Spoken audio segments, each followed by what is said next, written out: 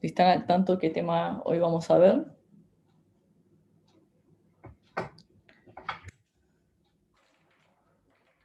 ¿Era trastorno de la personalidad? No. Ah, bueno, me confundí. Delirios. Delirios sí. Trastornos de la personalidad no lo voy a dar yo, capaz que lo da Ale hoy, después de mí. Vamos a ver delirios crónicos. Me pidió el doctor Gustavo Rodríguez que les dé. Eh, la verdad que vi el libro que ustedes tienen, saqué de ahí, el libro de la cursada, y bueno, y de otros libros que también tengo yo. Nunca había estudiado así los delirios como lo presenta el libro de ustedes de la cursada. Sí había leído las diferentes clasificaciones y demás, y digo la Doctora, información.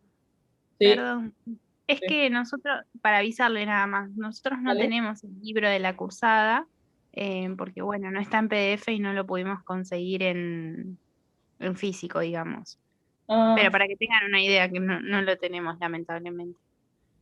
mira, a mí me lo pasó el doctor Gustavo Rodríguez, me pasó las hojas del capítulo, y no conozco, ni siquiera sé cómo se llama ese libro, así que, pero bueno, supuestamente es ese libro, saqué el tema de ese libro, o sea, si quieren ir a leerlo, va a estar ahí también. Y también saqué el tema de este libro, que se llama Manual de Psiquiatría, el Beta, que está muy bueno, pero bueno, es un libro ya para si quieren hacer una especialización, ¿no? Cállate. Ahí está mi perro escuchándose.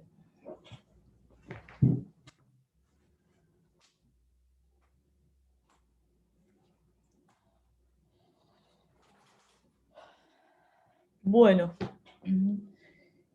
ya estaremos todos. Somos como 26.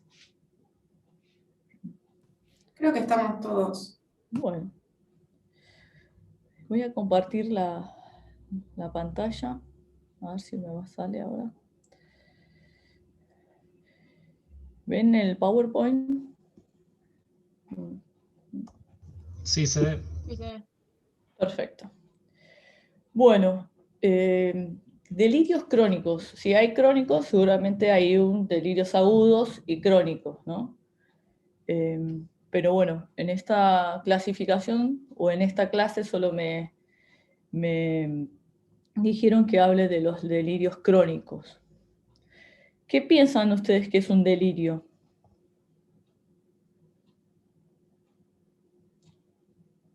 Un estado, no sé, de la alteración de la conciencia, de la percepción de la realidad. Se me ocurre, no sé. Está bien, no se te ocurre mal, así que apostemos al sentido común. Mire, nosotros si nos ponemos la cabeza de médico, tenemos que pensar si es un síntoma o un signo. Entonces, ahí es como, básicamente, tenemos que saber. Un síntoma es algo que habla el paciente y un signo es algo que vemos, ¿no? Entonces, ya vamos a decir que es un síntoma. Un delirio es un síntoma. Y en base a los síntomas y signos, hacemos síndromes. Así pensamos los médicos, ¿no? Entonces, esto es un síntoma más de algunos síndromes que puede haber. Acá estamos dentro de un síntoma guión, digamos que es la estrella, que sería el delirio, y lo clasificamos y vamos a hablar de este tipo. Cuando este síntoma se acompaña de otros, completa, digamos, el diagnóstico.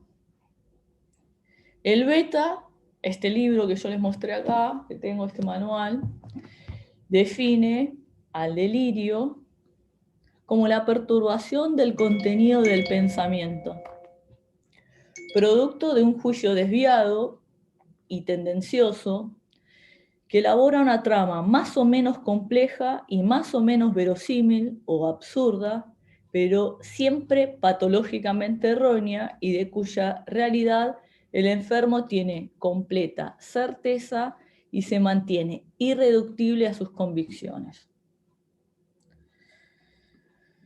Está ahí como un poquito bastante extenso, pero lo que quiero que fijar que es una perturbación del pensamiento por un juicio desviado, ¿no? De la semiología psiquiátrica, que es la atención, la memoria, las funciones superiores e inferiores, como dije, la atención, la memoria, la sensopercepción, la afectividad, la actividad, el sueño, bueno, todas esas cosas que evalúa el psiquiatra, a lo último, va a determinar si el juicio está o no conservado. El juicio puede estar desviado, debilitado, suspendido, insuficiente o catatímico. Esas son las 5 posibilidades que tenemos del juicio. No sé si, no quiero extenderme bien, pero el desviado suele ser el de la esquizofrenia, el debilitado es en el retraso mental, el suspendido en una intoxicación, el debilitado en el retraso mental o en las demencias, el insuficiente en el retraso mental también, y el catatímico es cuando el afecto desvía a la razón, digamos. Nosotros sentimos algo y es tan fuerte que lo que sentimos doblega a lo que razonamos, a lo que pensamos. Si esto sucede, se dice que es un juicio catatímicamente desviado. Acá en el delirio hay una perturbación del pensamiento. El pensamiento se evalúa a través de la palabra. Eso es sabido, nosotros sabemos cómo pensamos o cómo vemos. El otro día mi hermano me decía, estábamos jugando a carrera de mente y yo me apuraba así y quería ganar y veía como mi pensamiento se aceleraba y era torpe y bueno, y se reían. Básicamente, cómo hablamos es cómo pensamos. Así es como evaluamos. Desviado o con una tendencia a siempre a algo, a mirar, a focalizar algo, como la paranoia o en el narcisismo o la megalomanía, que elabora una trama más o menos compleja porque puede ser, después vamos a ver, sistematizada o mal sistematizada, polimorfa, puede ser verosímil, puede ser como con una connotación de verdad o puede ser totalmente absurdo, pero siempre es erróneo. Y lo que tiene la idea delirante es la irreductibilidad, ¿no? La certeza y la irreductibilidad. Eso es así y no hay otra forma que sea así. Entonces, el psiquiatra nunca va a atacar al delirio, nunca va a contradecir lo que el paciente dice. Siempre va a tratar de bordearlo, preguntarle, por ahí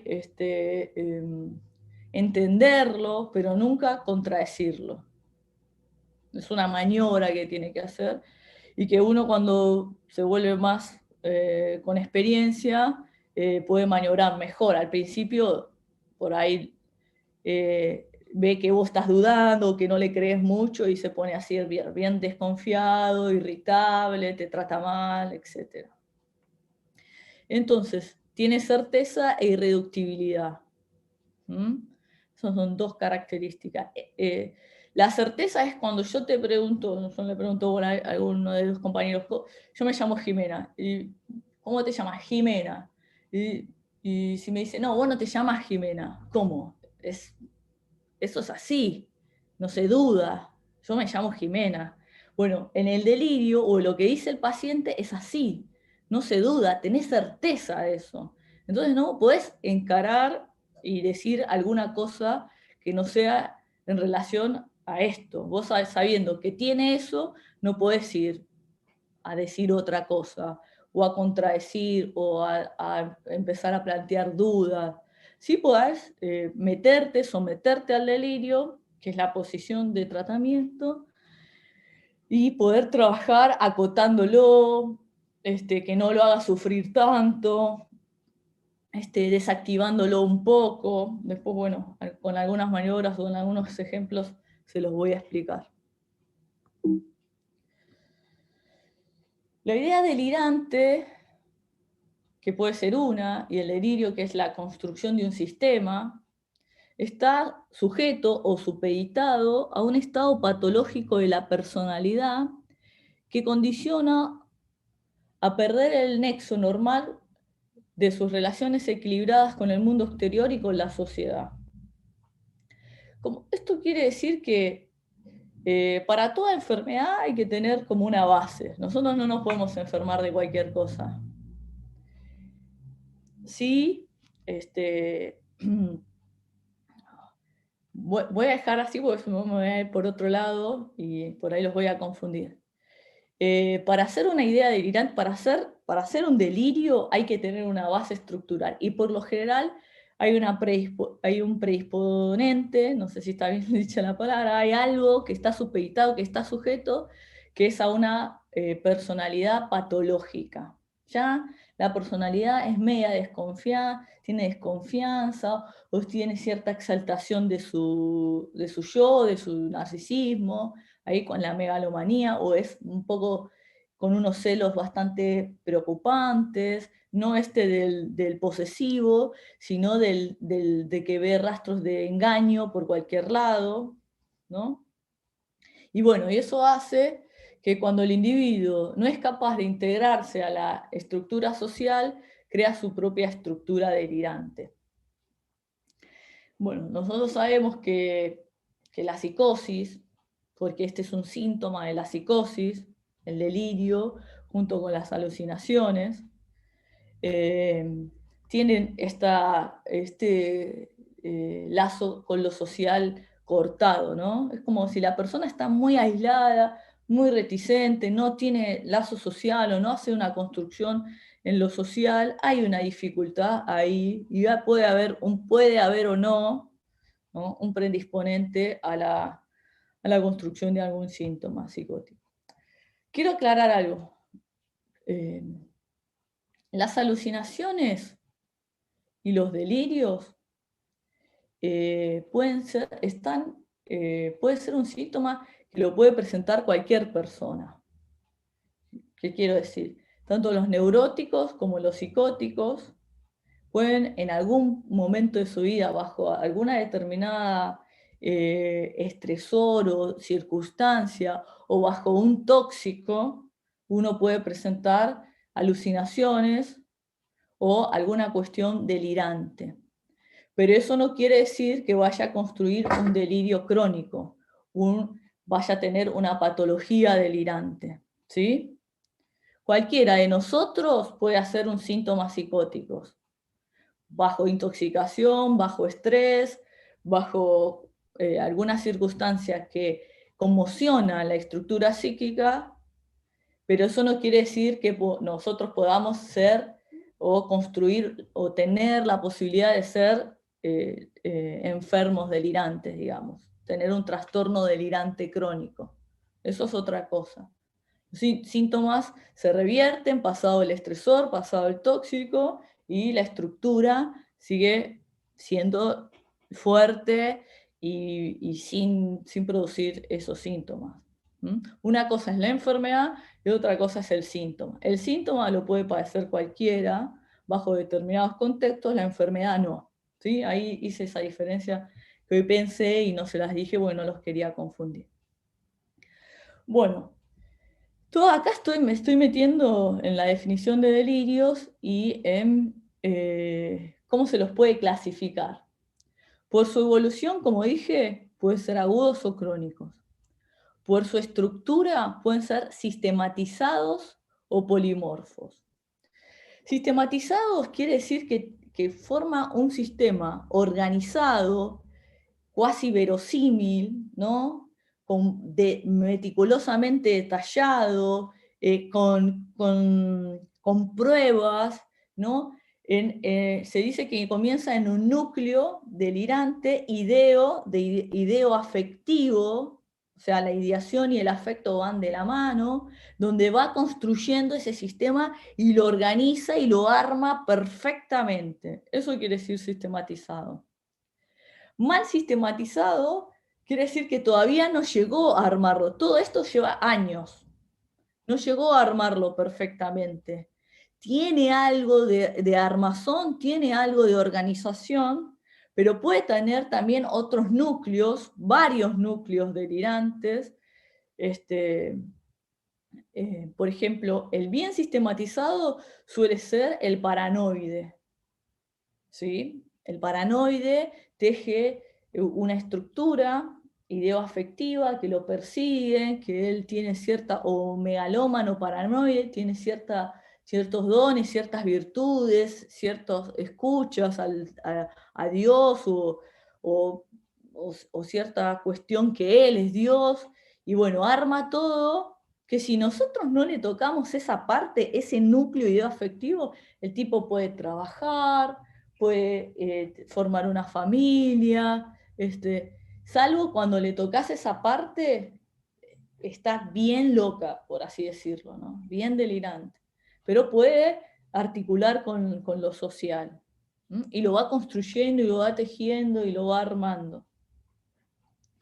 Los polimorfos, los más sistematizados, es que no llega a esta estructuración bien, y los polimorfos que no llega a una organización, tienen muchos núcleos delirantes, inconexos algunos, como por ejemplo, qué sé yo, que vienen los extraterrestres, o que, o que, o que una mujer le habla y está enamorado de él, o que lo están persiguiendo, varias cuestiones así, medias bizarras también, por eso de los extraterrestres.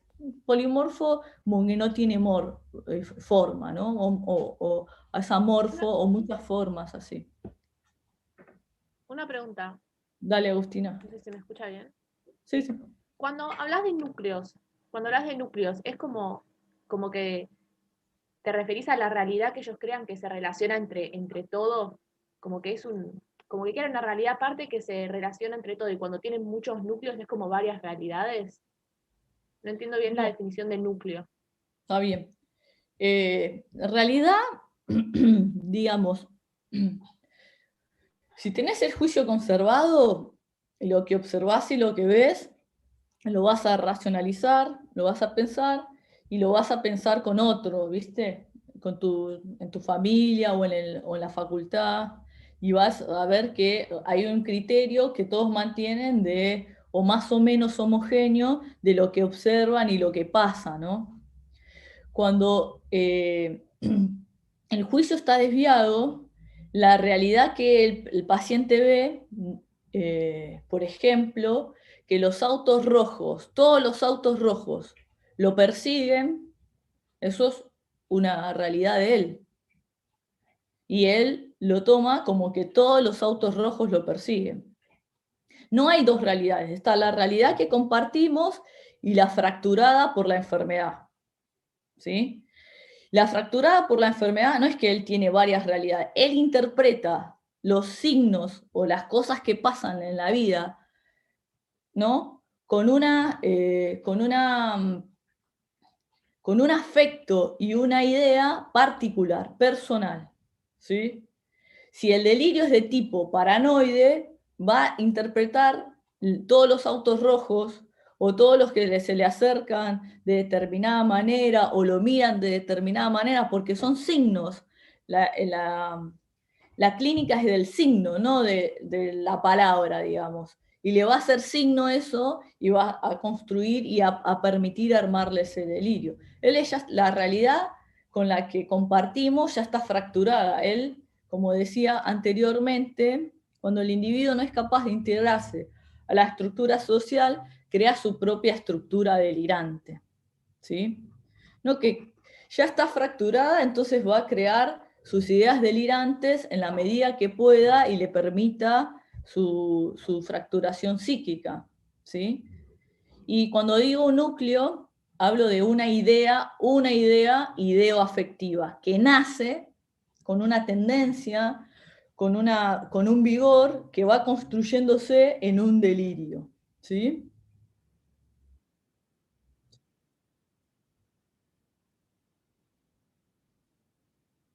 Sí.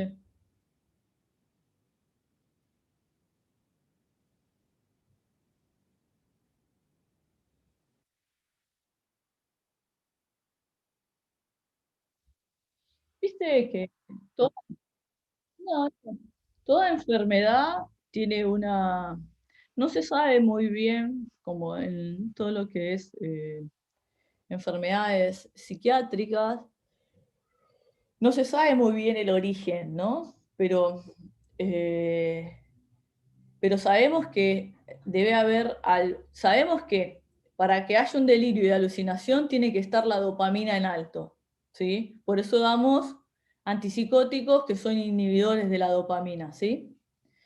En determinadas áreas del cerebro van a producir determinadas síntomas, si esta dopamina está en alto. Entonces la inhibimos y baja las cuestiones delirantes.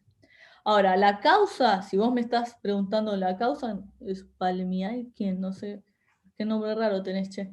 Bueno, la causa es, digamos, no sabemos, pero sabemos que hay una personalidad ya con una tendencia a la suspicacia, a la desconfianza, a la paranoia, o con una exaltación del yo un poco alta, y podemos ver la megalomanía, o con una tendencia al celar, a lo serotípico, a la desconfianza, y ahí vemos. Si vos me preguntás la causa, no sabemos bien, todavía no está bien definida cuál es la causa que hace que la persona pueda construir una enfermedad delirante. Pero sí sabemos que es multicausal, que no hay una cosa. Eh, eh, el vínculo de la madre o el hijo con los padres, la simbiosis o la intrusión de la madre, el estrago materno, puede contribuir a la constitución de una psicosis, pero no necesariamente eso lo va a constituir, porque varios hijos de la misma madre, uno es psicótico o dos y los demás no, y es la misma madre, o sea, no necesariamente es eso, es multicausal. Siempre tiene que haber algo, como médica que soy, tiene que haber una base orgánica que permita con el ambiente y la cultura la expresión de esa enfermedad, ¿no? No sé si te... No te perfecto. Bueno.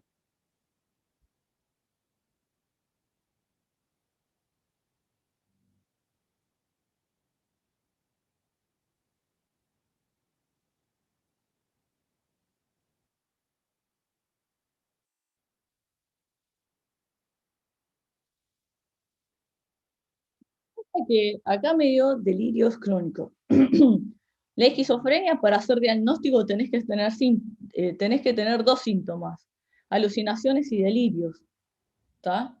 Si vos tenés una persona que tiene alucinaciones y delirios, ya estamos hablando de una esquizofrenia. Si vos ves a una persona que tomó cocaína o algún ácido o algo y empieza a sentir que lo están persiguiendo en agudo y te habla de que lo quieren matar y está continuamente, digamos, o alerta de que lo van a perseguir, ahí también está delirando, pero por el tóxico, ¿no? El delirio dije que puede ser un síntoma más de la psicosis, o lo podemos poner dentro de los delirios crónicos, que ahora voy a decir que según la escuela alemana, como dice el libro que ustedes tienen, tenemos la paranoia, la parafrenia y la esquizofrenia paranoide, que esa sería la clasificación de delirios crónicos. No sé si me expliqué bien. Perdón, entonces simplemente para saber si lo entendí bien, la diferencia entre sistematizado y polimorfo, la diferencia es básicamente que el polimorfo capaz tiene distintos delirios, no sé, o de que todos los autos rojos los persiguen y algún otro más, mientras que el sistematizado se mantiene capaz en esa idea del auto rojo me persigue y ese es el único delirio que tiene, más o menos así. Claro, el sistematizado hay un solo núcleo delirante, ¿no? Que se dice que es afectivo porque lo siente y lo piensa, y ahí va tejiendo todo una idea, ¿no? Los autos rojos lo persiguen porque él es comunista, ¿viste? Y los comunistas ya lo quieren, lo están acabando, no sé, estoy construyendo a uno, ¿no? por ejemplo, yo traté con un venezolano hace poco, un trastorno delirante. Yo utilizo la clasificación del DSM, que es la más moderna, no la alemana como la que vamos a ver ahora, y es un trastorno delirante. Yo lo clasifiqué dentro de un trastorno delirante. Todo trastorno delirante es crónico, ¿no? Y este paciente vino acá a la Argentina, ya tenía una personalidad paranoide, de larga data, hasta podría decir que en algún momento pensé que era una esquizofrenia, pero como no alucinaba en el momento de que yo lo vi y solo tenía el delirio, me quedé más con el diagnóstico de trastorno delirante. Y bueno, él se creía que la DEA lo estaba persiguiendo y lo iba a venir a buscar y lo quería matar porque él mandaba de su Facebook publicaba cuestiones contra el gobierno de Maduro, y a su vez él tenía una empresa que cuando vino Chávez se la expropió y perdió toda la plata, y a partir de ahí construyó una cosa totalmente persecutoria para él, que lo condicionaba su conducta hasta la idea de quitarse la vida porque no pudo subirse al avión para viajar a Venezuela porque él veía que lo estaban por agarrar y lo querían extraditar y matar. Entonces, y ahí fue cuando lo internaron, ¿no?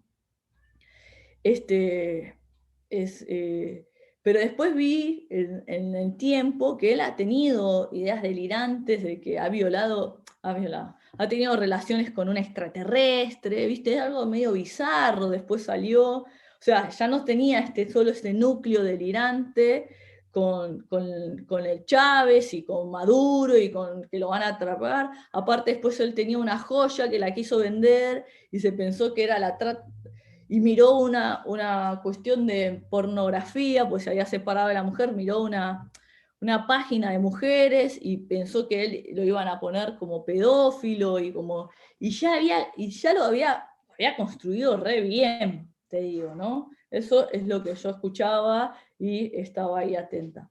Pero después vi, analizando la historia ya del paciente, ya una familia, viste, media que le sostenía un poco estas ideas medias extravagantes, medias bizarras, y se le reían, viste, y se lo festejaban, pero bueno, terminó acá internado, explotado en su núcleo delirante.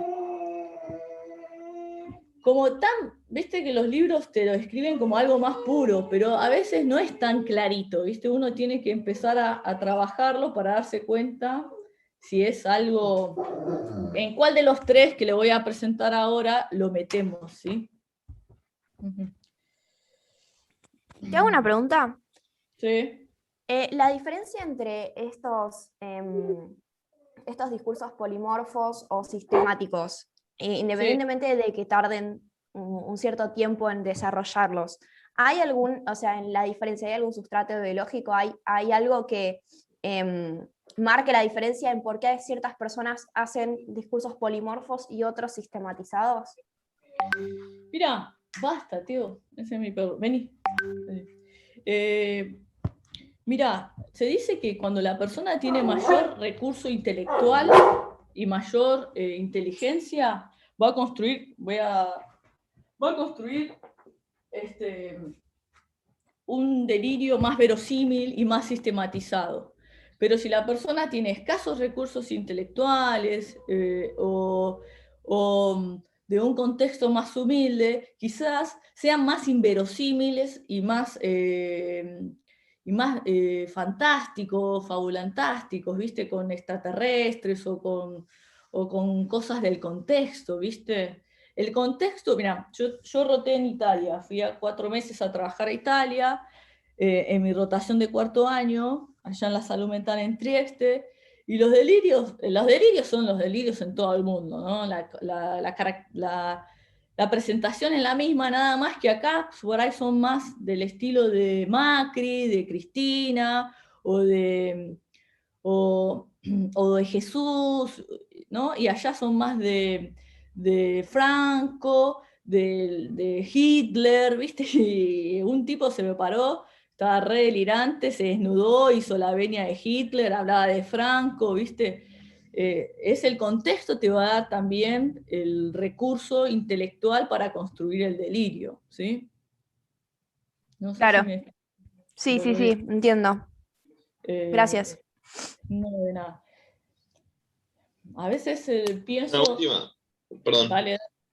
No, quería saber porque bueno, también en algún momento hablamos de mal sistematizado y polimorfo y mal sistematizado lo mismo, ¿no? No, más sistematizado es que todavía no llegó a armarse completamente, ¿sí? Ujú.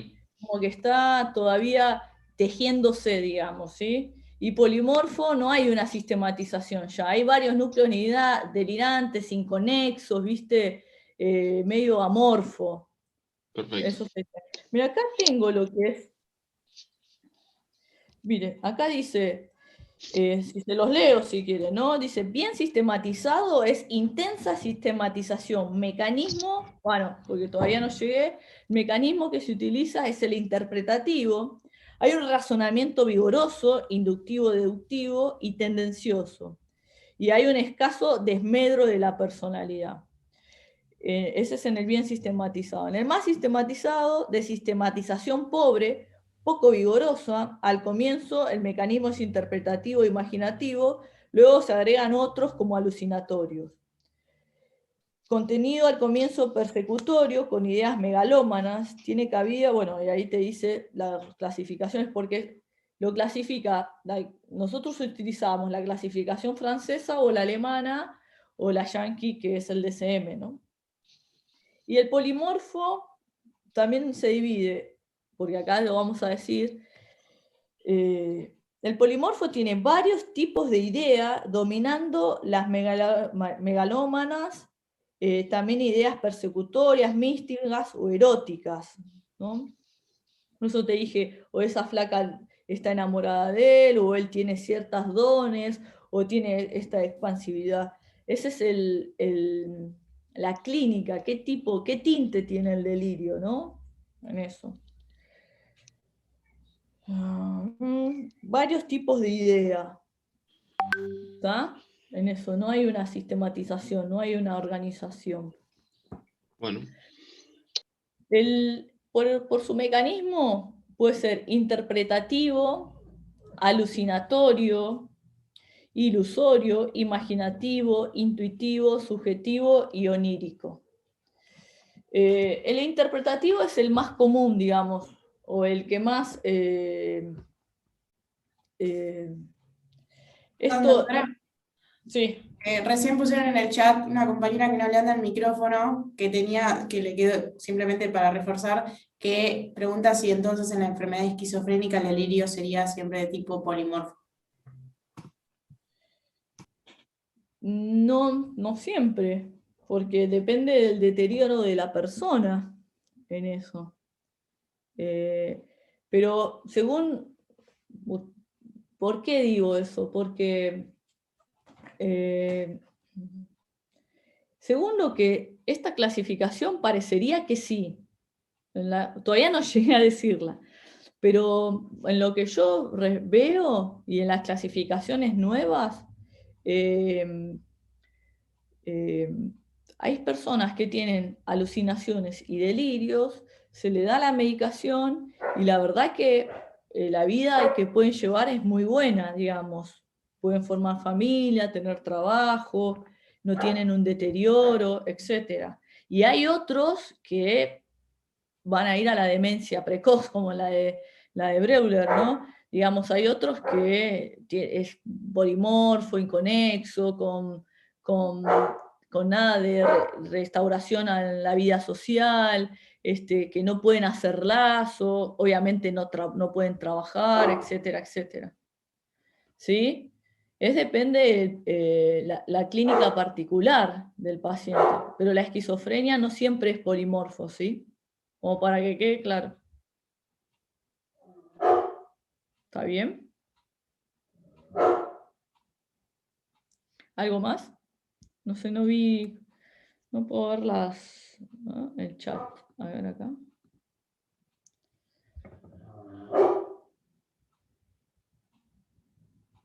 Ok, buenísimo. De nada, Victoria. Por su grado de verdad o de realidad puede ser inverosímil o verosímil, ¿sí? Ahí voy a sacar a mi perro, espera.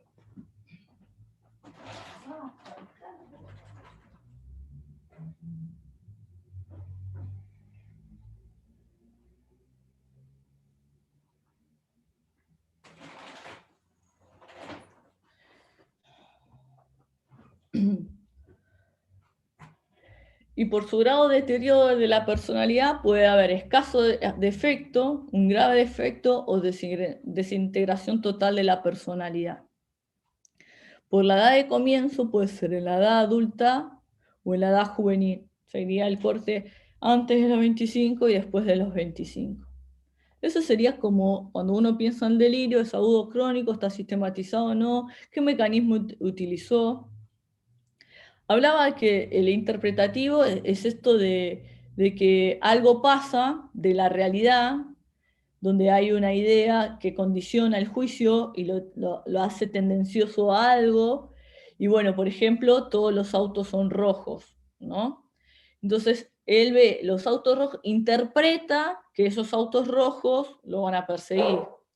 El alucinatorio puede tener una alucinación, la alucinación puede ser primaria o secundaria. Bueno, por ahí me voy a poner un poco más finita, pero entonces va a construir la idea delirante en relación a lo que puede escuchar, escuchó un susurro o un silbido y lo interpretó, ahí también puede hacerlo, puede entenderlo como algo que es para él, ¿no? Que se están riendo de él, que los están burlando de él o que lo quieren perseguir y demás. Después todo lo que es ilusorio, lo ilusorio es ver algo y desfigurarlo, y bueno, lo puede sumar al delirio. Lo imaginativo es, hay personas que son sumamente imaginativas, no sé, los terraplanistas, no sé, hay gente que yo veo y escucho y bueno, tiene una imaginación o las cuestiones de las vacunas o las cuestiones así que empiezan a construir, y bueno, pueden utilizar todo, porque la imaginación la tenemos, pero el juicio, digamos, o la razón acota la imaginación. Bueno, no, está bien, vos podés imaginar que vos volás, que qué sé yo, te vas al espacio, o porque podés volar, o que sentís que podés volar, pero la razón te trae a la realidad, ¿viste? En cambio, hay una exaltación de la imaginación y no es acotada por la razón. Entonces ahí está más florido y construye y mete a la construcción del delirio. Lo intuitivo es eso que a veces tenemos, esa intuición, pero está también exacerbada y tomamos eso que nos parece como piola o como una revelación y lo construimos como algo delirante. ¿Sí? Lo subjetivo, ahí en el delirio de A2 o la folia de Exu, hay una persona que es psicótica y hay otra persona que no, pero que tiene como una carencia psíquica o intelectual que con la convicción del otro lo sugestiona, lo capta, entonces deliran de A2, ¿viste? Pero hay uno solo que es el psicótico y el otro está sugestionado a lo que le dice el otro. Y lo onírico se tiene que ver con una ensoñación despierta, ¿no? Sueña que si me preguntan bien la diferencia del imaginativo, no se la podría decir bien, tendría que por ahí repasar bien el libro, pero es como un estado de ensoñación en la vigilia, sería ese mecanismo, ¿sí? Ahí me fui a los... Pero el más utilizado es el interpretativo y el alucinatorio, ¿sí? Esos serían como los dos mecanismos más fuertes. Bueno, esta es en el libro, su literatura le puse porque no conozco cómo se llama, que no tienen ustedes, así que están al horno también. Vi que era la clasificación alemana, leyendo de mi libro, vi que la que el libro de ustedes tienen es la clasificación en alemana. Como le dije, también está la clasificación francesa y este libro tiene su propia clasificación como más actual, más de vanguardia. Y bueno, y yo utilizo la clasificación, conozco, obviamente las tuve que estudiar, pero me quedo más con el DSM, digamos, en sí, y utilizo también para la clínica, para trabajar, porque cuando uno tiene que poner en la receta o llenar las planillas, te piden la del DSM, por eso la trabajo, no te piden la alemana o la francesa. ¿Está? Bueno, en este libro, que utiliza la clasificación alemana de Kraepelin. Kraepelin se pasó toda su vida escribiendo tomos y tomos de manuales de psiquiatría, clasificando las enfermedades psiquiátricas. Un bodrio su vida, digamos. Cuando las estudiamos, entonces ya no tiene otra cosa que hacer que clasificar las enfermedades. Pero bueno, dejó mucho material y mucha literatura, ¿no? Bastante rígida también, como son los alemanes. Bueno, él dice que los estados delirantes crónicos son con conciencia lúcida. ¿A qué hace referencia con conciencia lúcida? En 15 terminamos. ¿Qué hace referencia cuando habla de conciencia lúcida?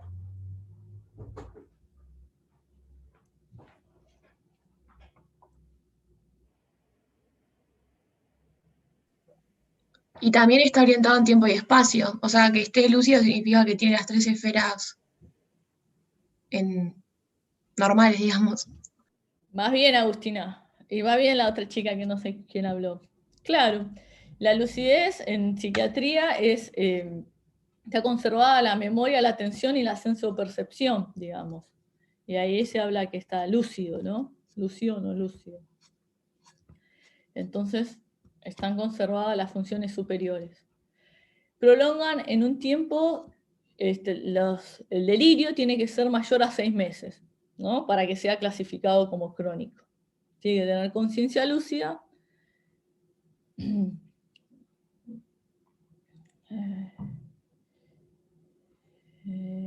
Lucidez y crónico.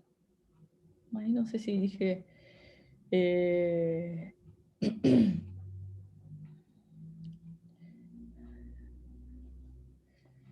Son tratados, los delirios crónicos lo va a ver un especialista, como dije, no es tan fácil. Ahí el diagnóstico es fácil de hacer porque vemos la certeza y la irreductibilidad, pero el manejo del paciente y la familia no es tan fácil.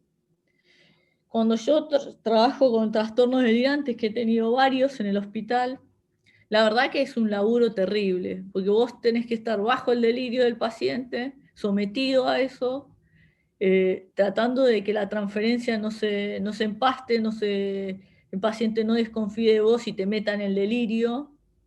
Y como va a decir más adelante, la respuesta farmacológica y psicoterapéutica es escasa. Entonces, el paciente va a vivir con el delirio. El familiar va a tener que soportar que el paciente viva con el delirio, tratar de no contradecirlo, tratar de acotarlo. Lo que se trata es de que no tenga ese vigor, esa potencia y que lo lleve a actuar y que lo lleve a enloquecerse. Pero sí está acotado, digamos que lo tiene, está ahí de fondo. Si lo tocamos va a saltar, si le buscamos hablar va a hablar de eso, pero si no lo tocamos, por ahí hablamos de otra cosa, del clima, de lo que comió, de lo que va a hacer, ¿sí? Se describen 3 tipos de delirios crónicos en su libro. Lo que se llama la paranoia, la parafrenia y la esquizofrenia paranoide. Dice, la paranoia es un delirio sistematizado, con su mecanismo interpretativo, no hay alucinación, eso no tiende a haber, ¿no? Y no dementiza, no hay defecto, no hay defecto. ¿Por qué dementizan? ¿Se acuerda que Bleuler habló de la demencia precoz? La esquizofrenia antes se llamaba demencia precoz, que era un trastorno psicótico que llevaba a la demencia con los años. Bueno, se comprobó que no siempre la esquizofrenia lleva a la demencia, ¿no? Entonces, por eso antes las clasificaban si dementizan o no dementizan. Bueno, esta no dementiza, no hay efecto. La parafrenia ya es un delirio más polimorfo, el mecanismo es alucinatorio y hay otros también que intervienen. No dementiza, pero hay mayor defecto, hay todo junto, hay mayor defecto. Y la esquizofrenia paranoide, el libro no lo expresa, seguramente está en otra página, por lo que yo vi, y traté de buscar lo que tenía yo de mi libro, pero me parece que no es lo mismo, porque ahí dice que el libro es inconexo, sin sistematización, son absurdos, incoherentes y dementizan. O sea, que si la compañera nos preguntó algo hoy, que en el chat puso, Doc, la enfermedad esquizofrénica, el delirio, ¿sería de tipo polimorfo? Bueno, acá dice que sería inconexo, sin sistematización, absurdos, incoherentes. No sé si me siguieron, porque la esquizofrenia hay 4 tipos. En el DSM-5 ya lo sacaron, pero en el DSM-4 está la esquizofrenia paranoide, la catatónica, la desorganizada, y no me acuerdo cuál es la otra que está. La divide en 4. La más benigna es la paranoide. Bueno. Paranoia. ¿La simple, no la otra? La simple es la última. Muy bien, gracias Tomás. No me venía ahí. Esta dice que no produce deterioro. Bueno, un poco ya lo resumí en la... No produce deterioro, se da en personas adultas, lúcidas, donde insidiosamente desarrollan el delirio a partir de un núcleo central, lógico y sistemático, duradero e imposible de quebrantar. Generalmente no presentan alucinaciones ni alteración del curso del pensamiento. El afecto y la actividad concuerdan con los contenidos delirantes. La personalidad previa tiene un carácter paranoide. Suspicaz quiere decir como... De ahí decía suspicaz y desconfiado, pero suspicaz es lo mismo que desconfiado, ¿viste? Yo no sé por qué decía suspicaz. Si suspicaz es desconfiado, como que te estudia, ¿viste? No hay una buena, digamos, impresión tuya. El paciente está siempre como alerta a ver qué va a pasar.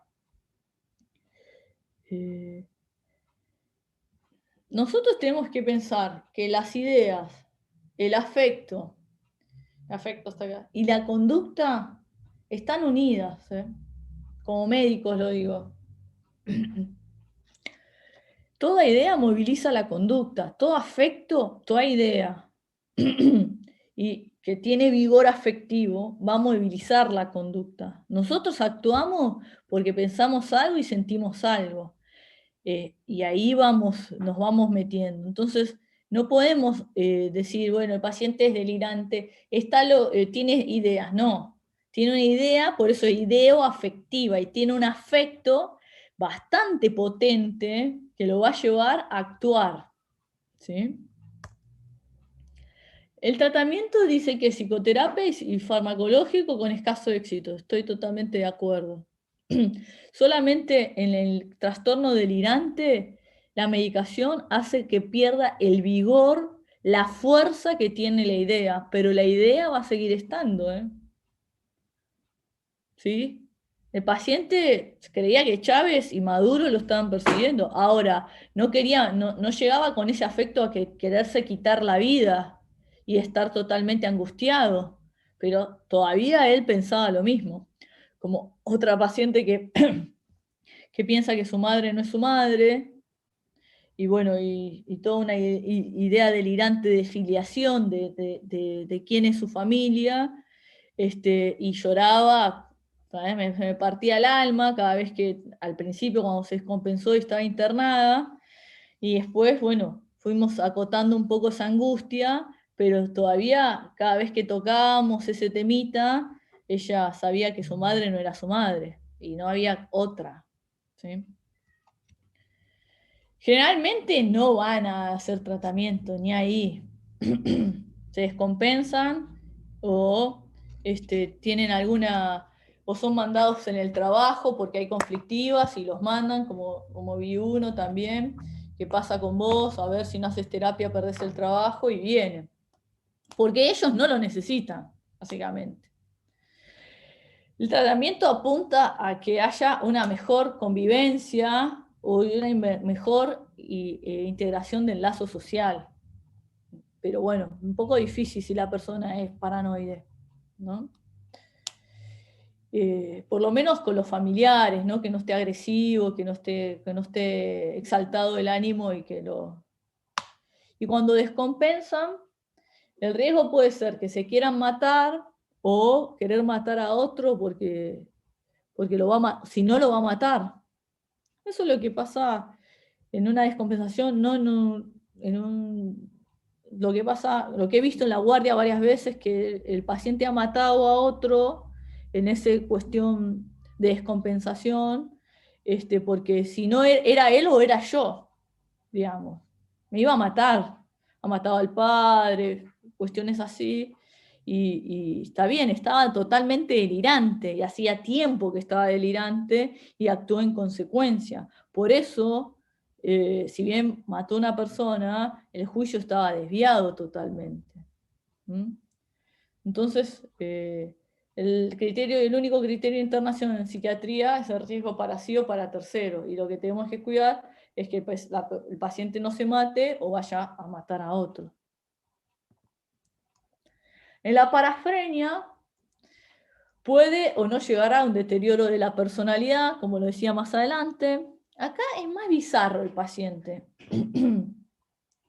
Digamos, expone ideas fantásticas, ¿no? Proyectos inverosímiles que sorprenden por la riqueza, variedad y lo absurdo del contenido.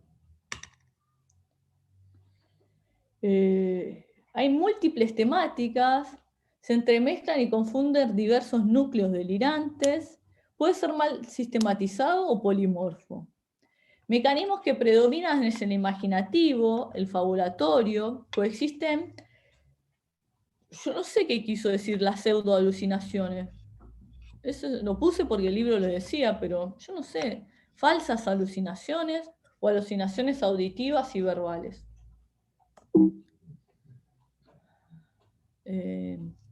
Se da en adultos de 30 a 50 años sin que se encuentre una personalidad previa bien determinada. Yo entendí como personalidad bien determinada como la personalidad bien estructurada, ¿no? Todavía está la parafrenia en una personalidad media endeble, ¿viste? Media frágil. Por eso es lo que entendí. Caracterizada por una sobreposición, yuxtaposición del mundo fantástico del delirio con el mundo real, el cual el paciente se adapta bien. Lo que se llama eso una disociación ideopragmática. Bueno, y el libro hablaba de que una persona se puede creer Superman o tener ciertos dotes, no sé, místico, tener ciertos poderes, pero puede trabajar de portero tranquilamente y asumir esa responsabilidad y cobrar su sueldo y demás, pero él, en su núcleo delirante, se cree Superman, ¿sí? Eso es el ejemplo que daba. Entonces, tiene una idea y una praxis distinta, digamos. Hay una disociación en lo que cree que es y puede trabajar de portero, ¿sí? Por general son comunicativos, les gusta relatar sus vivencias delirantes, pero a la larga se vuelven reticentes si no les creen. O sea, si vos sos una persona que te cuenta cosas delirantes, empezás a cuestionar, no te digo que no la alimente, porque es otra cosa. El psiquiatra tampoco alimenta el delirio, no le da de comer al delirio. Si no, empieza a crecer y ahí agárrate Catalina. Pero sí tenés que escucharlo, digamos. Miren, tenía un profesor que tenía una paciente que ella estaba acosada por seres espirituales, ponele fantasmas, ¿no? Y entonces, en un momento, con medicación y todo, decidió no comer más porque ella se dio cuenta que si ella comía, alimentaba a estos seres espirituales y la perturbaban más. Entonces decidió no comer para que ellos tampoco se alimenten y que de alguna forma matarlos. Ahí el psiquiatra psicoanalista se vio en un brete, entonces le dijo, trabajó de esta forma, la intervención fue así. Mire, señora, lo que yo tengo entendido es que los fantasmas o los seres espirituales no se alimentan de alimento, de comida. Se alimentan de las pasiones de uno, de lo que uno piensa, de lo que uno siente, de esas pasiones de uno. Me parece que tenemos que trabajar en qué estamos pensando, en qué estamos sintiendo, y usted tiene que comer la comida tranquila, ¿no? A partir de esa intervención que le dijo el tipo, el psiquiatra psicoanalista, la tipa volvió a comer bien y empezaron a trabajar en relación a sus pensamientos y a sus sentimientos. ¿Entienden cómo se trabaja un delirio? Ahí, con el ejemplo que les di, y la maniobra que tiene que hacer el profesional. No tenés que ir contra el delirio, sino tenés que poder meterte y poder acotarlo y maniobrar desde adentro. Bueno, tratamiento también, medicación. Cuando el delirio es más... yo tengo uno que se vuelve re místico, pero todo le habla, Dios le habla, sabe cuándo va a ser el fin del mundo, encima es muy leído y sabe todo de la Biblia, y bueno, y 2x3 cuando quiere dejar la medicación o veo que la dejó y se descompensa y volvemos a la medicación, él con la medicación, la verdad, se organiza muy bien. Él se organiza muy bien. Lo que pasa que se observan los efectos adversos, el aplanamiento afectivo y la bulia que tiene es muy fuerte, por eso él en algún momento deja la medicación. Ahora estoy con un plan mixto de un antipsicótico bastante incisivo y otro más suave. Pero que en los dos en la equivalencia de la dosis antipsicótica esté cubierta. Pero bueno, me da mucha pena porque es muy inteligente, tiene un delirio zarpado, me lo cuenta y cómo lo organiza y cómo lo relata, pero cuando está bajo la medicación se aplana todo, no hay vida, no siente el sabor de la vida, digamos.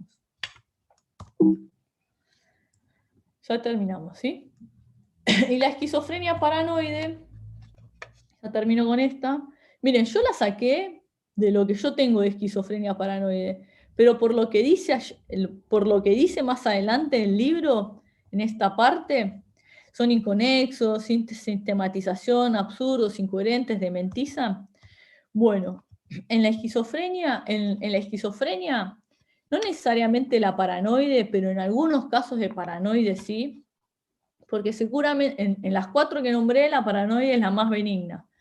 Pero la esquizofrenia, cuando hay bastante deterioro, sí lleva a eso, a un delirio inverosímil, incoherente, y todo lo que dice más adelante. Esto lo saqué del Kaplan, de mi libro, en lo que dice esquizofrenia paranoide. Es el tipo más frecuente de las esquizofrenias, predominan los delirios relativamente estables de tipo paranoide o de grandeza, se acompañan habitualmente de alucinaciones de tipo auditivas, el paciente se muestra en la entrevista tenso, desconfiado, cauteloso, reservado, y si vos le mostrás mala onda, o lo lee, o lo pesca, o hizo algo de signo, pueden ser hostiles hasta agresivos, ¿no?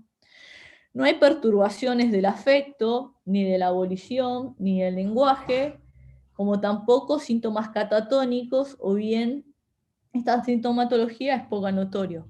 ¿Por qué dice que no hay en la paranoide? Porque en las otras, en las catatónicas, en las simples, en las hebefrénicas, sí hay alteración de la voluntad, del lenguaje, pero en la paranoide, digamos que es la más benigna. Pero no sé qué dice el libro de ustedes porque no tengo esa hoja. Bueno, chicos,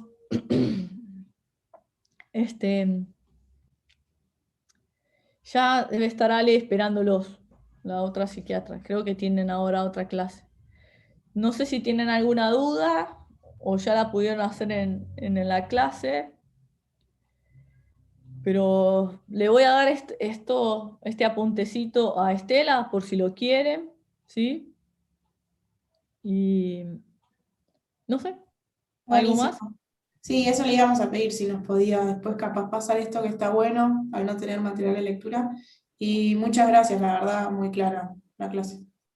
Bueno, más o Sí, muy menos me buena clase, parece. gracias. Sí, gracias, Doc. Bueno, gracias chicos, son muy buenos ustedes. Cuando estén del otro lado, ojalá que también sean buenos con ustedes.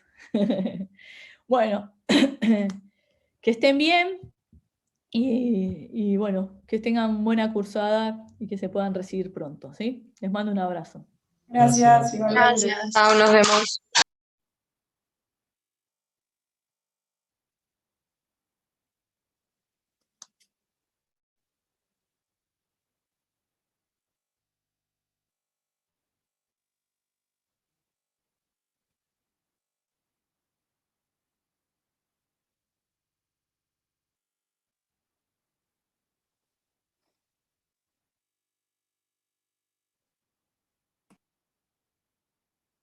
Buen día. Buen día.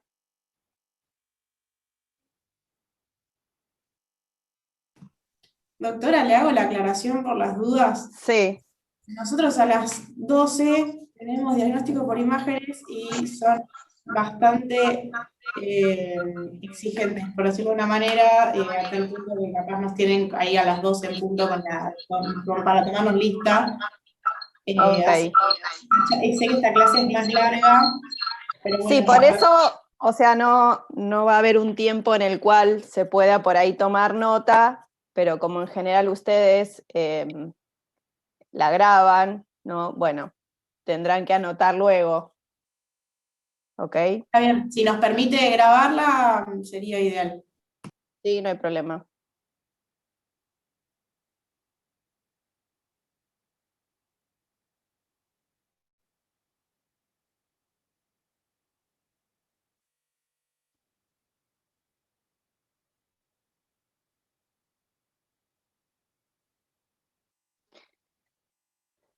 Bueno, no sé quién me falta porque son muchos. Creo que están todos los que entraron.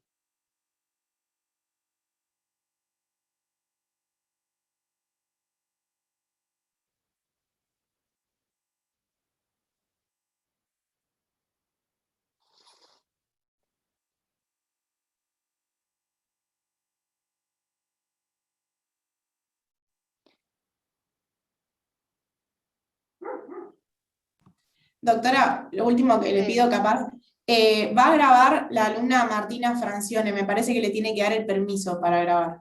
Sí, espera que Martina, acá está. Sí, Martina Francione, le digo yo porque Martina no tiene micrófono.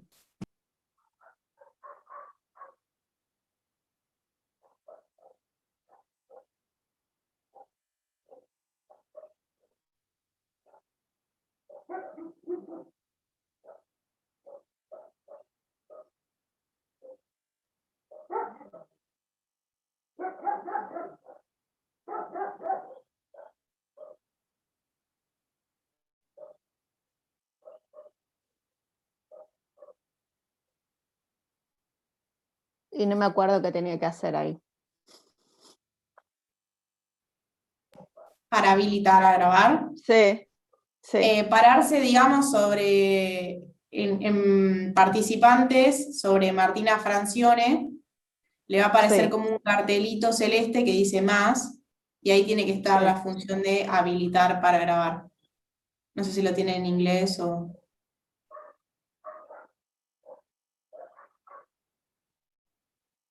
¿Será ese? No sé, Marti, a ver si puedes grabar. Ahí está, perfecto. Ahí está. Ok. Gracias. Bueno. This meeting is being recorded. Bueno, vamos a hacerlo entonces lo más rápido que se pueda. Eso, no va a haber tiempo para que anoten, pero bueno, al estar grabada lo escucharán y después tendrán otro tiempo. Primero vamos a hablar de los trastornos de la personalidad. Se divide en dos partes esta clase. Una tiene que ver con las personalidades pertinentes, o sea que son aquellas en las cuales las conductas de las personas siguen siendo apropiadas, o sea, se adaptan a la sociedad en la cual viven. Son características de las personas, no estamos hablando de una patología ahora en sí mismo. En lo posterior vamos a hablar en lo que es los trastornos de la personalidad, pero que ya son patológicos. Ahora estaríamos hablando de características de las personas, que no llegan a ser patológicas, ¿sí? Para identificar cada una. Hay 7 tipos de personalidades. Una es la persona demostrativa. Su aspecto está en función de la reacción de lo que necesita generar. No pasa inadvertida, ya sea por grandes gestos o porque genera indiferencia ante el otro. O sea, siempre necesita demostrar alguna cuestión, ya sea llamando la atención o pasando de manera inadvertida. ¿Qué es lo que genera en el personal de salud? Siempre intenta seducir a las personas. Y en general lo que suele provocarnos a nosotros es fastidio o rechazo, más que sentirnos seducidos por esa persona. Es importante no irritarse, porque uno tiende a enojarse cuando percibe algo de esto, sino entender lo que es una característica de la personalidad y tratar de escuchar lo que es relevante para nosotros, ¿no? Doctora, Tratar perdón, de... Sí. hay un chico en sala de espera. Ok.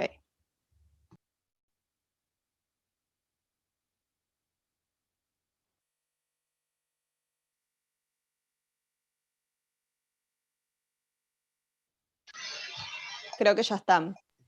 Ahí está, gracias.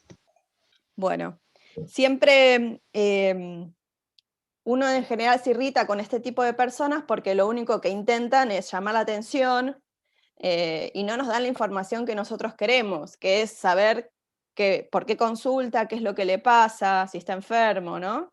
Como que te cuentan toda su vida para querer llamar tu atención y no van a los datos concretos. Y a veces nos enojamos justamente por eso, sentimos que nos hacen perder el tiempo.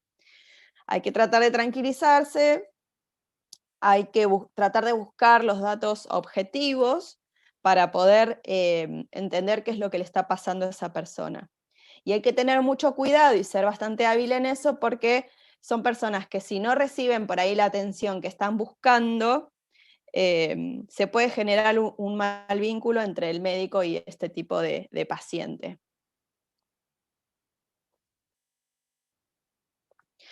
2 es la persona atemorizada e huidiza. De aspecto, son aquellas personas que entran como pidiendo disculpas. Tienen dificultades para expresarse desde el comienzo de la entrevista. ¿Qué es lo que nos genera a nosotros como personal de salud? Nos ponemos en un lugar de cuidado, ¿no? Como vemos esta dificultad, como de ver una persona desvalida, entonces uno tiende a ponerse en un lugar de cuidador. A veces demora mucho en responder, ya que tienen miedo a cualquier cosa que puedan decir y están atentos todo el tiempo a ver si aparece algún peligro de tipo externo. Entonces están más pendientes de esas cosas que de respondernos a nosotros.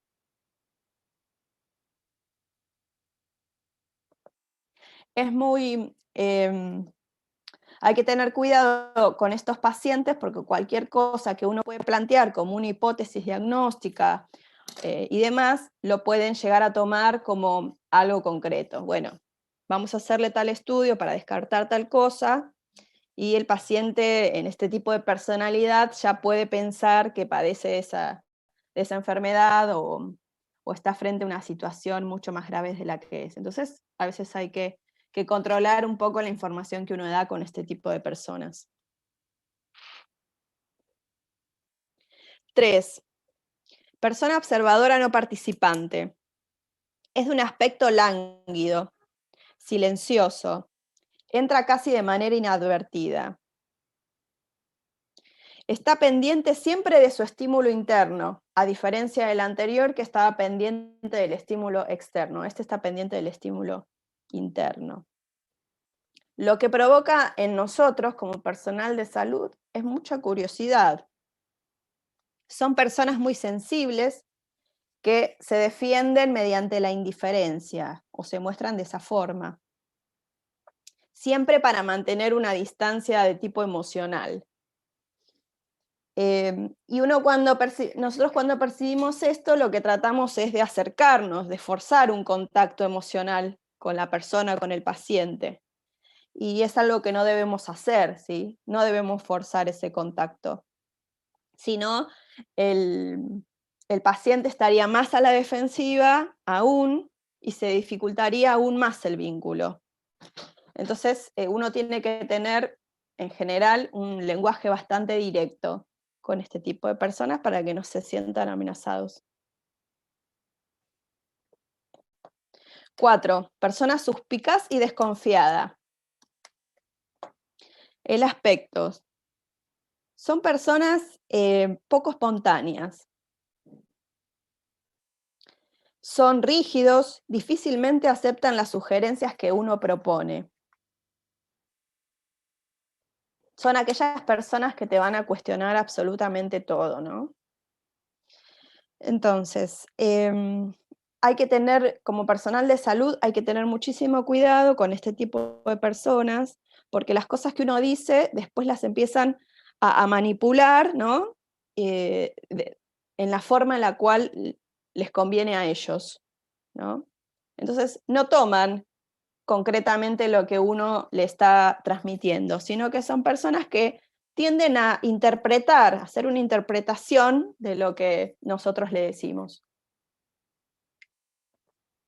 Creen que su verdad es única, entonces buscan palabras que confirmen su hipótesis, ¿no? No van a tomar todo el discurso que nosotros o la explicación que nosotros le dimos, sino que van a tomar aquellas palabras que sean de su conveniencia para interpretar o para confirmar esa hipótesis que ya tenían previamente. Es muy importante en estos casos, o cuando uno detecta este tipo de personalidad, estar acompañado durante la entrevista, ¿no? Para no ser el blanco directo de este tipo de pacientes, que haya un otro también participando de esta reunión, ¿no? 5. Persona lógica. De aspecto son personas muy arregladas, tienen todo en orden. Son personas en general que son bastante formales.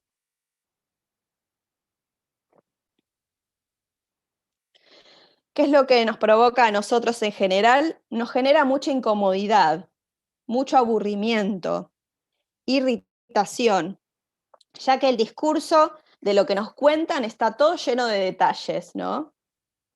Muy minucioso. No pueden discriminar qué es lo importante de lo no importante.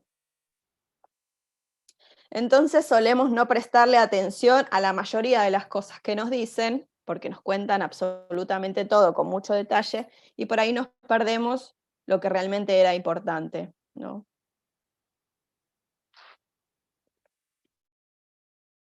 Que controlan las situaciones, son personas muy rígidas que retienen mucho los datos, ¿no? Pero no pueden procesarlo, no pueden interpretar lo que uno está intentando transmitir. 6, persona de ánimo variable. Son personas en general quejosas, pesimistas, se muestran en general muy demandantes. Lo que nos genera a nosotros en general es mucha impotencia, porque nada de lo que nosotros le proponemos o le ofrecemos a este tipo de pacientes les resulta conveniente o les resulta suficiente.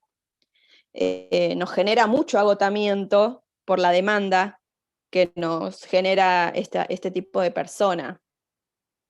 Son personas con muy baja autoestima, tienen poca tolerancia a la frustración y se desorganizan muy rápidamente. Pueden presentarse en general como personas descalificadoras hacia nosotros, hacia nuestro accionar. Como nunca le vamos a satisfacer la demanda, o sea, su demanda, entonces en general pueden tener un lenguaje descalificador hacia nosotros. Es importante aclarar desde un primer comienzo de la entrevista este punto. En general son personas que se sientan y te cuentan que fueron a tal especialista, a tal otro especialista, que nadie supo darle la medicación mágica, que nadie sabe nada, que lo medicaron mal. En general suelen consultar por cosas, síntomas así como un poco vagos, como cansancio crónico, como cefaleas, ¿no? Uno tiene que aclarar cuáles son los límites allí. Si no, el paciente va a quedar esperando aquello que no encontró en ningún lado. Y si no lo encontró en ningún lado, muy raramente lo encuentre con nosotros. 7 es la persona de acción. Son personas que hacen notar su presencia. Son personas arrogantes, exigen atención de forma permanente. Pero no lo piden, es como una orden, como si uno tuviese que estar a su disposición.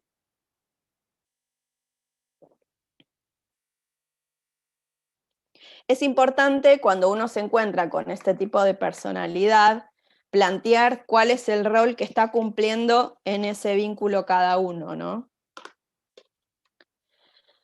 Que el que está consultando es este paciente y que este es el paciente que tiene la necesidad, ¿no? No es uno que fue a buscar algo, sino es el paciente que nos convocó a nosotros porque necesita una cosa. En general hay una escasa reflexión de este tipo de personas hacia los temas que uno le plantea. Son personas muy impulsivas, suelen tratarnos como si fuéramos objetos. Es importante mantener, sin irritarse y sin enojarse, mantenerse firmes, ¿no? Y todo el tiempo marcar cuál es el rol de cada uno, ¿no? En qué posición está uno, en qué posición está el otro, y quién hace la demanda y quién está dispuesto a responder esa demanda, ¿no? Bueno, así medio corriendo, estas serían las personalidades que son pertinentes, o sea, son distintas estructuras de la personalidad que no dejan de estar dentro de lo que es la normalidad. Tienen características particulares, pero se puede convivir en sociedad, se adaptan a la vida cotidiana y no hay ningún inconveniente con ellas, ¿no? Pero están después las personalidades patológicas, que sí, aquí hay una ruptura de este equilibrio, ¿no? Y donde aparecen las descompensaciones. Pueden ser, se suelen desencadenar mediante estímulos que pueden ser internos o estímulos externos. Perdón, una pregunta. Sí. Con respecto a las personalidades que venimos mencionando, Sí. ¿tienen sí un sustrato orgánico o pueden ser simplemente, no sé, o consecuencia de vivencias o algo así? No sé si me explico. Sí. No, es simplemente la estructura de la personalidad. No hay nada orgánico en ello. Y en las que vamos a ver tampoco. Pero en las que vamos a ver sí pudo haber alguna intervención de situaciones que podrían haber sido traumáticas o no, de acuerdo a cada personalidad y a cada estructura de personalidad. Porque teniendo determinada estructura de base, algún conflicto o inconveniente, uno lo puede tramitar de una forma y alguien que ya tenía una personalidad compleja o con determinadas características pasa quizás a tener una personalidad patológica, porque no puede tramitar muchas veces pérdidas o duelos o situaciones dolorosas. Y que no tengan este sustrato orgánico, ¿las hace potencialmente reversibles o no necesariamente? Obviamente con un tratamiento adecuado, ¿no? Pero Sí, ¿podrían? sí. Requieren de tratamiento, el tratamiento mejora, farmacológico y psicoterapéutico, ambos tipos de tratamiento. Y el psicoterapéutico es el más importante en estos casos. El psiquiátrico acompaña para algunos síntomas específicos, pero el psicoterapéutico es el que genera por ahí cambio de la conducta frente a determinadas situaciones. Perfecto, Pero gracias. quería explicar que en general este tipo de personas, cuando ya la personalidad se vuelve patológica, es el familiar el que convoca al médico, ¿no? El paciente no puede tener un registro de su conducta disruptiva de este último tiempo. En general, sus familiares lo llevan a la consulta. O sea, el trastorno sería como una exageración, o sea, como una caricatura de las personalidades pertinentes, como una exageración de esas características que vimos antes. Ya sea por un estímulo interno, por algún movimiento interno que tuvo la persona, o por algo que haya pasado por fuera.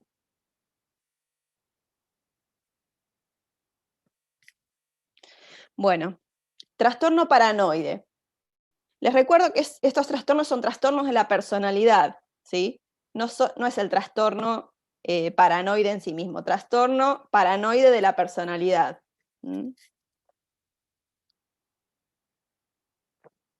Es una persona que es suspicaz. Lo identifica la permanente desconfianza hacia los otros. Se requiere 4 o más de los siguientes ítems. 1. Cree ser explotado o perjudicado por los demás. 2. Se cuestiona sin razón la lealtad o la amistad de las personas que siempre fueron cercanas. 3. Es muy reticente a confiarle cosas a los demás. Tiene miedo que todo sea usado en su contra. 4.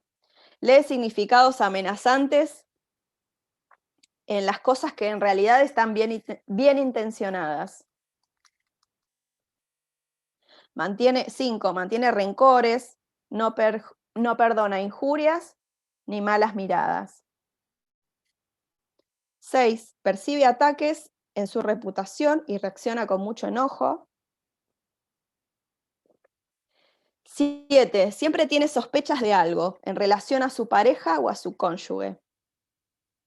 Ese es aquel que está pendiente o pensando de que su pareja lo engaña, ¿no?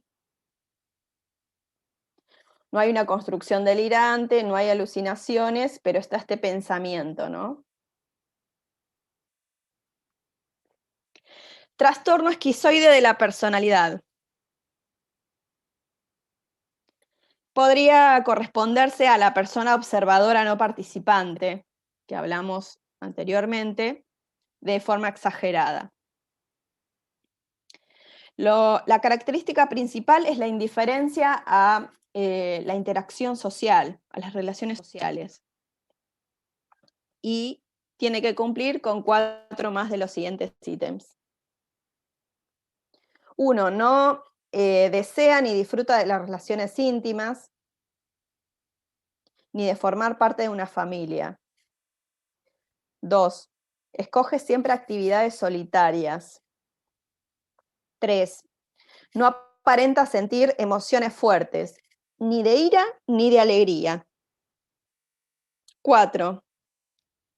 No desea tener relaciones sexuales con otra persona. 5. Es indiferente a las alabanzas, así también como a las críticas.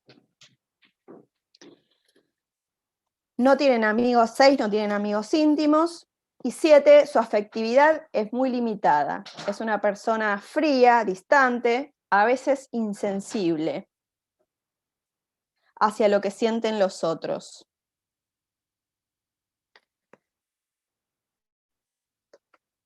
Trastorno esquizotípico de la personalidad.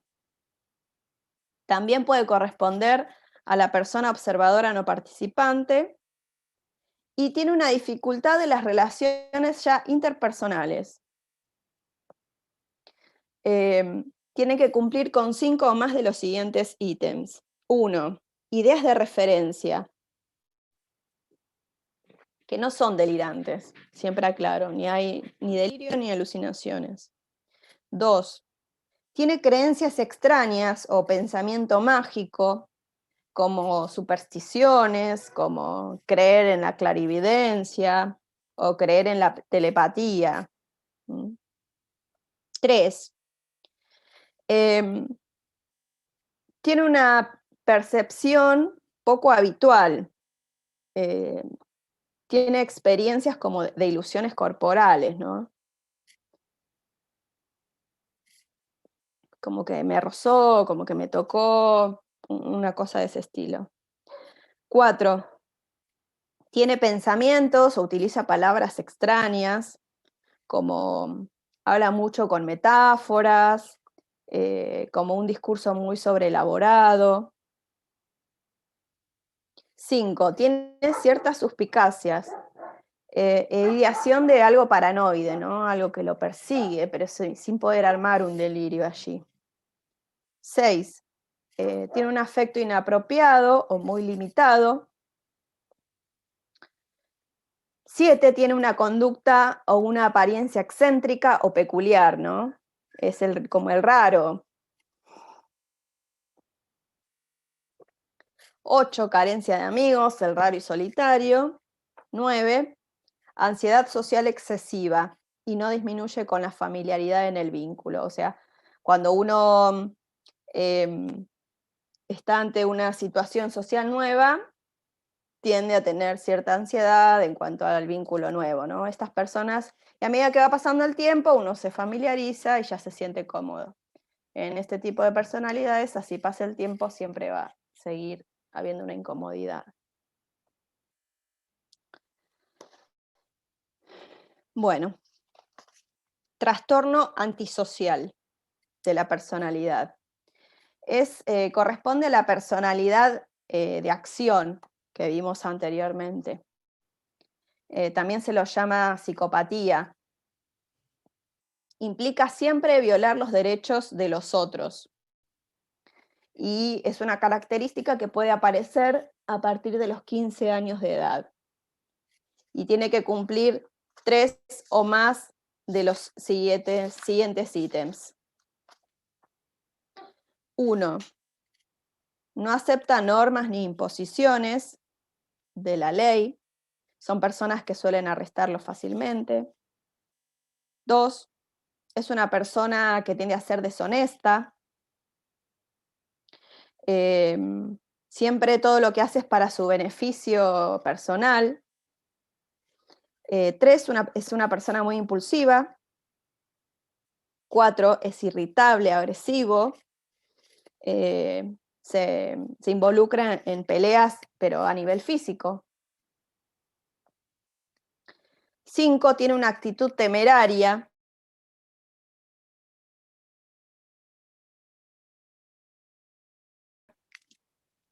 6. 7. No tiene ningún tipo de remordimiento cuando hace algún tipo de daño. Doctora, perdón, ¿no se escuchó el 6? ¿Se le trabó un poco? Sí, ahí vi que me apareció. 6. Es una persona en general irresponsable. Son personas que no pueden sostener un trabajo. No sé si me escucharon bien ahora. Y si ahí se escuchó, gracias. Ok. No tiene remordimientos cuando le hace daño a otra persona.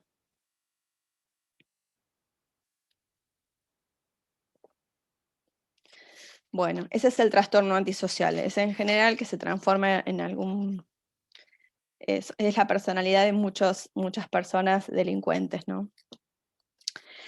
Trastorno límite de la personalidad. O sea, el trastorno límite de la personalidad puede tener características de varias de las personas pertinentes de forma exagerada, o sea, no corresponde a una en particular, pueden ser varias. No tiene por eso mismo, no tiene una identidad definida.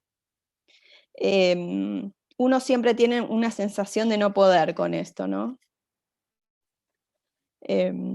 La característica principal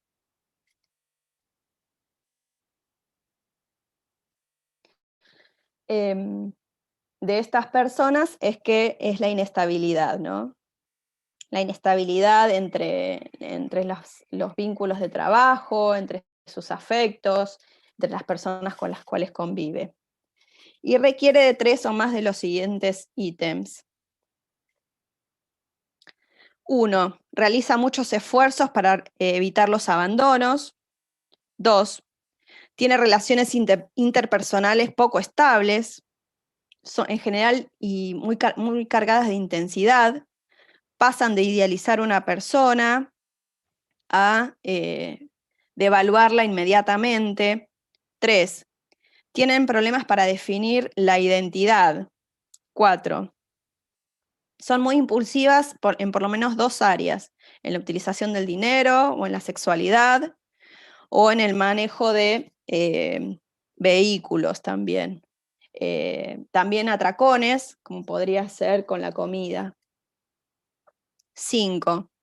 Pueden tener conductas suicidas o automutilantes, son aquellas personas que se cortan, que hacen alguna sobreingesta medicamentosa.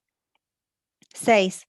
Marcada reactividad del humor, que puede variar entre horas. Puede estar muy contento en unas horas, muy triste a las pocas, y así es todo el tiempo. 7. Tiene sentimientos crónicos de vacío. Y 8. Tiene una angustia que no puede controlar. 9. Pueden aparecer una ideación paranoide transitoria y pueden aparecer síntomas disociativos severos. Los síntomas disociativos que pueden ser no recordar su nombre, no recordar a quién tienen cerca, no saber dónde están, etc. Trastorno histriónico de la personalidad. Corresponde a la personalidad demostrativa. Busca una atención exagerada todo el tiempo. Requiere cumplir con 4 más de los siguientes ítems. 1. Están incómodos cuando no son el centro de atención. 2. Son sexualmente seductores de forma inapropiada. 3. Tienen cambios muy rápidos en la expresión de sus emociones. 4. Buscan atención basándose en la apariencia física. 5. El lenguaje es siempre impresionista y sin detalles. 6. Se expresa afectivamente de forma inapropiada, de forma exagerada, siempre dramatizando o teatralizando una situación. 7. Es sugestionable e influenciable por otros. Y 8. Considera que las relaciones son más próximas de lo que realmente son. O sea, se sienten más cercanos a los demás de lo que realmente es el vínculo. Se suele ver mucho en la televisión este tipo de trastorno de la personalidad. Bueno, trastorno de la personalidad de tipo narcisista. Corresponde a la persona de ánimo variable. Es aquí donde aparecen las depresiones reactivas, ¿no? La pauta más importante de este tipo de trastornos es la grandiosidad. Es siempre todo en exceso, ¿no? Y son personas que son muy sensibles a la evaluación de los demás. Y tienen que cumplir con 5 o más de los siguientes ítems. 1. Exagera sus logros y capacidades. 2. Tienen fantasías de éxito, de poder, de belleza. 3. Se consideran especiales, se consideran únicos y solo pueden ser entendidos por alguien de su estatus. 4. Piden todo el tiempo que lo estén admirando. 5. Tienen sentimientos de categoría, ¿no? Necesitan ser tratados como de una manera especial. 6. Toma ventaja a través de los otros. 7. Tiene poca capacidad de empatía. 8. Creen que lo envidian a él. Y 9. Siempre tiene una actitud arrogante.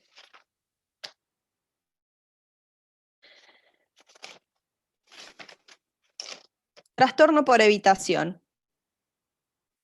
Puede corresponder a la persona atemorizada o huidiza, tiene mucho malestar en relación al contacto social y miedo a ser evaluados negativamente. Debe cumplir con 4 o más de los siguientes ítems. 1. Es fácilmente herido por las críticas. 2. Carece de amigos o de personas que sean confidentes. 3. No quiere relacionarse con la gente. 4. Evita las actividades sociales o profesionales. 5. Tiene temor a decir algo tonto o inapropiado. 6. Tiene miedo a quedar en ridículo. Y 7. Exagera los peligros potenciales. Trastorno por dependencia de la personalidad también puede corresponder a la personalidad atemorizada o huidiza. Tiene una conducta siempre dependiente, es aquella persona que siempre es sumisa. Y tiene que cumplir con 5 más de los siguientes ítems. 1. Es incapaz de tomar decisiones de la vida cotidiana. Necesita todo el tiempo que lo estén aconsejando. 2. Permite que los demás siempre tomen decisiones por ellos, así lo prefieren. 3. Siempre están de acuerdo con lo que los demás opinan. 4. Tienen temor a hacer cosas por propia iniciativa. 5. Acepta hacer cosas desagradables que no le agradan a sí mismo solamente para agradar a otros. 6. Se siente desvalido cuando está solo. 7. Tiene la misma sensación cuando terminan las relaciones íntimas. 8. Se preocupa mucho ante la posibilidad de ser abandonado. 9. Lo hieren fácilmente cuando lo desaprueban o lo critican.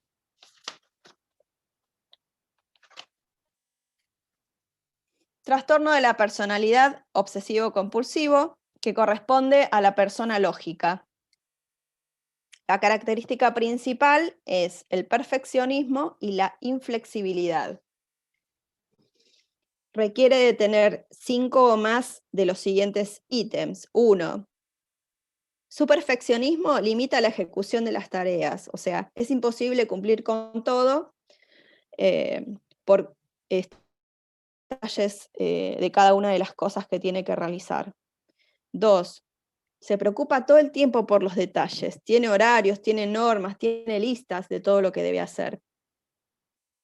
3. Los demás siempre deben hacer las cosas exactamente como él las ideó. 4. Tienen devoción al trabajo, a la productividad y dejan en segundo plano las actividades de tipo recreativas. 5. Indecisión, pierde mucho tiempo en las posibles prioridades y además por la cantidad de detalles que ponen cada una de las cosas. 6. Es inflexible en cuanto a temas de moral, de ética o de valores. 7. Restringe los afectos. 8. Es poco generoso con el tiempo, con el dinero también. Y 9. Tiene una incapacidad para desechar los objetos. O sea, todo le parece necesario y todo le parece útil. Incluso cuando no tienen un valor sentimental.